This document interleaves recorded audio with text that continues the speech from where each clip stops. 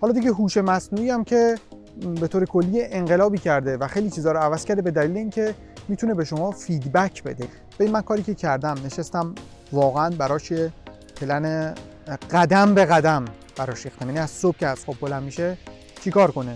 مسئله نه هوش مصنوعی نه یوتیوب، همه جوره امکانات هست، روز به روز هم داره بیشتر میشه. اجازه ندید که حالا این نمیدونم هوش مصنوعی یه مدت بذارتتون سر کار. های گایز، مصطفی ادیبان هستم. خوش اومدید به کانال خودتون English Enhancer. امیدوارم هر کجای دنیا که هستید حالتون خوب باشه و پر از انگیزه باشه. همونطور که هممون میدونیم و احتمالاً اینجا و اونجا دیدیم، هوش مصنوعی این روزا داره غوغا میکنه. از چت جی پی تی بگیرید تا بقیه فناوری‌های مربوط به هوش مصنوعی یا همون AI. خب تو بحث یادگیری زبان و یادگیری زبان انگلیسی هم قطعاً این فناوری‌ها مطرح شدن و بسیار این روزا صحبت از این میشه که چقدر میشه از این فناوری و از هوش مصنوعی استفاده کرد برای اینکه به صورت خودبسنده و بدون نیاز به استاد و معلم و کلاس زبان انگلیسی رو تقویت کرد. خب حالا که اینقدر هوش مصنوعی داره پیشرفت میکنه و حتی شما برای تقویت اسپیکینگ خودتون هم میتونید به عنوان پارتنر روش حساب بکنید، عملا دیگه رفتن به کلاس زبان و داشتن استاد و معلم به چه کاری میاد؟ بچه‌ها برای اینکه به این سوال جواب بدم، اولا بگم که برای چی اساسا دارم این ویدیو رو ضبط میکنم. چرا دارم میگم؟ چون همتون قطعا دیدین. این مسئله من اینه که این موضوع، یعنی راحت تر شدن پروسه سلف استادی، که من اگر ویدیو رو دیده باشین خیلی طرفدار سلف استادی ام و به شدت ازش دفاع میکنم. خودم آدمی هستم که بسیاری از چیزایی که یاد گرفتم و سلف استادی جلو رفتم و اساسا برام راحت تر بوده. بیشتر دوست دارم این روش رو. اما بحث اساسی اینجاست که سلف استادی به طور کلی از زمانی که اینترنت اومد روز به روز راحت تر شد. بنابراین فقط هم محدود به مسئله هوش مصنوعی نیست. از موقعی که یوتیوب اومد، از موقعی که نمیدونم میشه پادکست گوش کرد، از موقعی که میشه به وبسایت‌های مختلف سر زد، اینستاگرام اومد، نمیدونم تیک تاک، انواع و اقسام پلتفرم‌ها و امکاناتی که شما با داشتن یه اینترنت ساده بهش دسترسی پیدا می‌کنید، دیگه عملاً سلف استادی کردن خیلی کار راحت‌تری شده. حالا دیگه هوش مصنوعی هم که به طور کلی انقلابی کرده و خیلی چیزا رو عوض کرده به دلیل اینکه میتونه به شما فیدبک بده. یعنی در واقع یه چیز زنده‌ایه که شما در اختیار دارید و میتونید ازش کار بکشید، ازش فیدبک بخواید اشتباهات شما رو درست بکنه، بخواید نکات مهم یک متن رو برای شما دسته‌بندی کنه، بخواید برای شما برنامه‌ریزی کنه و به شما بگه که چطور بهتره جلو برید. حتی بعضا میتونه تعیین سطح بکنه شما رو. خب این اتفاق کاملا جدیده. خب این هوش مصنوعی یه طرف فوق‌العاده است، سایر پلتفرم‌ها مثل یوتیوب و اینستاگرام و امثال اینا هم یه طرف که شما میتونید ازش آموزش بگیرید. عملا شما بهترین معلم‌ها رو میتونید در این یوتیوب پیدا بکنید. حالا تو موضوع زبان انگلیسی به طور خاص فقط کافیه که یه موضوعی رو، مثلا یه موضوع گرامری رو یا هر چی که فکر می‌کنید رو سرچ بکنید، انواع و اقسام معلم‌ها برای شما میان. شمایید که انتخاب می‌کنید دوست دارید به حرف کدوم یکی از معلم‌ها گوش بکنید. می‌خواید معلم جوون باشه، معلم با تجربه تر باشه، معلمی باشه که خیلی جدی به درس میپردازه، میخواید ویدیویی کمی فان باشه، خیلی انتخاب دارید. ولی خب بچه‌ها، نظر منو میخواید، مسئله اصلا این نیست الان و امروزه. مسئله اصلی اینه که آیا شما آدم سلف استادی هستید یا نیستید. بذارید برای روشن‌تر شدن قضیه یه مثال براتون بزنم از دوست خودم. یه چیزی حدود فکر میکنم 5 سال 6 سال پیش بود که با من تماس گرفت، با هم در تماس بودیم، صحبت میکرد در مورد اینکه میخواد زبان انگلیسی رو تقویت بکنه و اتفاقا خیلی هم اینطوری بود که من نیاز دارم هر طوری شده در واقع به من یه برنامه بده، به من کمک بکن و بیام ازت کمک بگیرم زبان انگلیسیمو راه بندازم. به شدت نیاز دارم که مثلا اپلای بکنم و از ایران برم. خب تو اون زمان از اونجایی که این دوستم بسیار با انگیزه بود، بسیار میگفتش که من واقعا میخوام که این کار رو انجام بدم و باید انجامش بدم، و از اونجایی که منم آدمی هستم که خیلی به سلف استادی معتقدم، شروع کردم بهش منابع معرفی کردن. خب زبان انگلیسیش خوب نبود، یعنی در واقع بعد از پایه شروع میکرد، یعنی بحث‌های آیلتس و اینا اصلا براش مطرح نبود.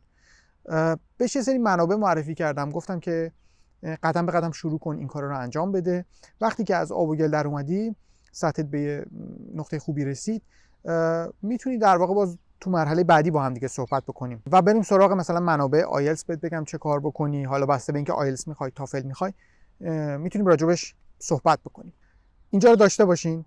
رفت تا مثلا 2-3 سال بعدش فکر میکنم، زمانی بود که دیگه من کانال یوتیوب رو تازه شروع کرده بودم، میخواستم یه چند تا ویدیو بذارم. من خیلی اول راه بودم که دوباره با من تماس گرفت، گفت من چند تا ویدیو تو دیدم، خیلی جذاب بود، خیلی جالب بود و دوباره کمک خواستی. دوباره گفتش که بیا بشینیم با هم صحبت کنیم. من میدونم خیلی از اون صحبتی که کردیم گذشته، ولی برای من کار پیش اومد، داستان شد.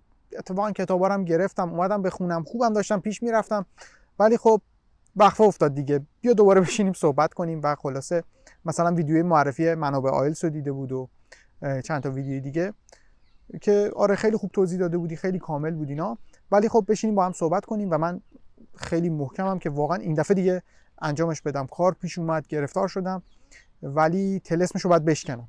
ببین من کاری که کردم، نشستم واقعا براش پلن قدم به قدم براش ریختم. یعنی از صبح که از خواب بلند میشه چیکار کنه، چند روز در هفته باشه، چند ساعت باشه، حتی به صورت مشخص به من گفت که چقدر کار داره، روزای کاریش چطوریه، روزایی که بعد بره کلاس چطوریه. و ما با توجه به وقتی که داشت براش یه برنامه شخصی سازی شده براش طراحی کردم در واقع. خب این کارو کردم. به طور کلی هم من در این سالها به یکی از موضوعاتی که علاقه دارم همین برنامه‌ریزیه و اتفاقا برنامه‌ریزی منحصر به فرد برای شرایط حالا هر فردی، یعنی حالا یا هر دسته از افراد اینطوری بگیم. حالا بعضیا سرشون شلوغ‌تره، بعضیا وقت آزادتری دارن، بعضیا سنشون کمتره، بعضیا متأهلن و تو این سالها خیلی برام این موضوع دغدغه بوده که چطور میشه برنامه‌ریزی متفاوتی داشت برای هر دسته از افراد. بنابراین واقعا دیگه از دل و جون، از دوستان منم بود دیگه، از دل و جون نشستیم این برنامه رو چیدیم. خودش گفت خیلی برنامه خوبیه. خلاصه که فکر همه جاشو کرده بودم، اما باید اعتراف کنم که فکر یه جا رو نکرده بودم. اونم این بود که آیا این آدم اساساً آدم سلف استادی هست یا نه.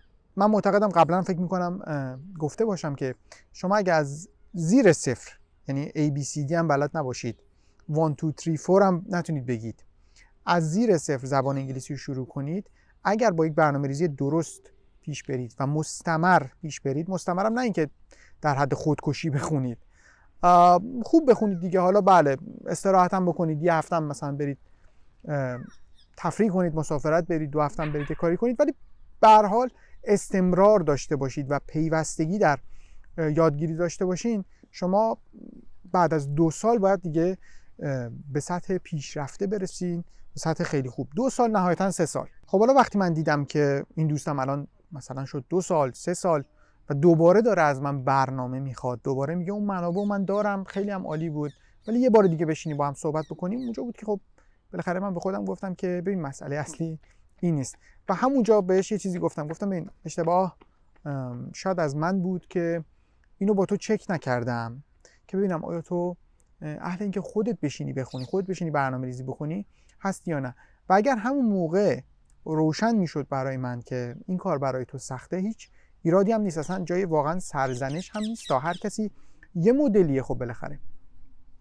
ولی خب اون زمان یعنی اونجوری که خودش به من توضیح میداد انقدر مصمم در واقع بود، انقدر میگفت که من میخوام بشینم مثلا صبح تا شب ما اصلا اختصاص میدم به این موضوع و همه جوره آمادم و اینها. منم شاید یعنی خود تقصیر خودش بود، یه خوردم من باید شاید بیشتر پرسجو میکردم، بیشتر باید باهاش کلنجار میرفتم خلاصه تا کاراکترش و شخصیتش و شخصیت آموزشیش رو بهتر متوجه میشدم. اما خب به هر حال یعنی ببین این تایمی که گذشته بود، مثلا یه مدتی گذشته بود، باید نتیجه میگیره. این شد که وقتی دوباره این قضیه رو مطرح کرد بهش گفتم ببین من اگر حالا شناختی که الان ازت دارم و اون موقع میداشتم، به پیشنهاد میدادم که بری کلاس زبان، حتی کلاس خصوصی هم نه، با توجه به ویژگی‌هایی که در سراغ داشتم، بری آموزشگاه، بری کلاس زبان، کلاس هایی که گروهی هستن دیگه. اون برای تو بیشتر کار میکنه. قشنگ یه جا بری شروع کنی دیگه، از ترم 1 بری تعیین سطح بشی، بگن که تو کدوم سطح بشین، تو کدوم کلاس بشینی و به صورت ترمیک بیای بالا دیگه. اگر این کارو کرده بود من فکر میکنم بعد از 1 سال 1 سال و نیم من نتیجهشو گرفته بود، تموم شده بود، رفته بود. ولی خب الان یه باری شده روی دوشش و خب پیشنهادی که من بهش دادم این بود که نه ببین کلاس برو. حتی اومد اینو مطرح کرد که نمیدونم چت جی پی تی اومده، هوش مصنوعی اومده، یه چند تا اپلیکیشن پیدا کرد، اینا رو چک کن، اپلیکیشن ها اگه خوبه با اینا شروع کنم. گفتم بیخیال اپلیکیشن رو، بیخیال برو کلاس. یعنی مسئله نه هوش مصنوعی نه یوتیوب، همه جوره امکانات هست، روز به روز هم داره بیشتر میشه. ولی اگر اهل سلف استادی نیستین، نیاز دارید که یه کسی بهتون برنامه بده، نیاز دارید که یه کسی ازتون پاسخگویی به طلب، امتحان بدید، نمره بگیرید، قبول بشید، رد بشید، برید ترم بعد تو کلاس گروهی با بقیه بچه‌ها بشینید حرف بزنید، بالاخره اونا رو ببینید، انگیزه میگیرید. اگر چنین کاراکتری دارین، واقعا به نظر من وقتتون رو تلف نکنید. در 2 سال گذشته خودتون رو مرور کنید. اگر در طول 2 سال گذشته براتون یادگیری زبان انگلیسی مسئله بوده و هنوز راه نیفتادین، معنیش اینه که شاید بهتر باشه برید کلاس. خودتون، کاراکترتون و روشی که باهاش بهتر یاد میگیرید و بهتر نتیجه میدید در بلند مدت، چون زبان انگلیسی از اون چیزایی است که it takes time، زمان میبره. سخت نیست اما مستلزم صرف زمان دیگه. یعنی شما نمیتونید قرصشو بخورید، نمیتونید آمپولشو بزنید. بنابراین باید یه مقدار باهاش وقت بگذرونید. بیش از 1 سال باید باهاش وقت بگذرونید. البته بسته به سطح زبانتون دیگه، ولی به هر حال 6 ماه، 1 سال، 2 سال باید وقتتون رو براش بذارید. اگر فکر میکنید که اهل سلف استادی نیستید و کلاس رفتن و معلم داشتن بهتر جواب میده براتون، اجازه ندید که حالا این نمیدونم هوش مصنوعی یه مدت بذارتتون سر کار و عمر گرانبها و عزیزتون رو که دیگه ارزشمندترین چیزی که هممون داریم، حالا یه 2 سالش هم اینطوری هدر ندید که چت جی پی تی نمیدونم دارم باهاش چت میکنم، نمیدونم اسپیکینگ پارتنرت میشه ای آی. مسئله اینا نیست و برید کلاس، برید یاد بگیرید، پیشرفت کنید. اما اگر واقعا با سلف استادی راحت هستید و میتونید متعهدانه برید جلو، welcome to the club. چی از این بهتر؟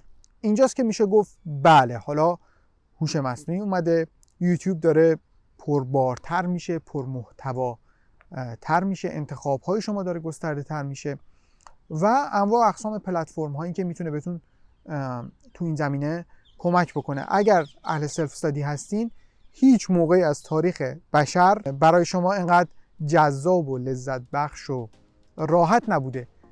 ازش استفاده بکنید، به اینترنت دسترسی پیدا بکنید و لذت ببرید از پروسه یادگیری. خب اینم از ویدیوی امروز، امیدوارم مفید بوده باشه. اگه اینطور بوده، زدن لایک و سابسکرایب و اون زنگوله بغلش میتونه برای من انگیزه و انرژی بسیار خوبی باشه. اگر هم نکته‌ای، سوالی، ابهامی یا موضوع پیشنهادی دارین که دلتون میخواد من در اون زمینه ویدیو درست بکنم و توضیح بدم، حتما تو کامنت ها برام بنویسید. پس تا ویدیوی بعد، see you soon. bye bye.